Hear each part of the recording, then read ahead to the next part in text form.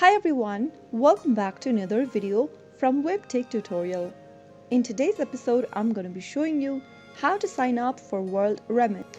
So in order to do that, first of all, visit the WorldRemit's website. You can also download the WorldRemit mobile application on your App Store or your Play Store. In this video, we are going to do it on a web browser.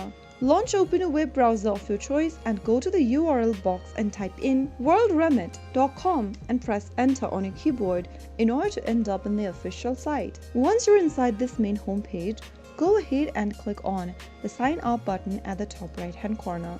Provide the required information such as your country, provide an email address and create a password for your account. Once you are done filling in the boxes, if you want to receive marketing information about the products and special offers from WorldRemit, you can leave the box unchecked, whereas if you don't want to receive them, you can check the box and click on continue at the bottom. On the next page, enter a mobile number. A verification code will be sent to your mobile number, so make sure to enter a valid phone number in the text box. After entering a phone number, click on continue and then wait for a SMS verification code sent to your mobile number. After verifying your mobile number, you will need to provide additional personal information and upload identification documents for verification purpose.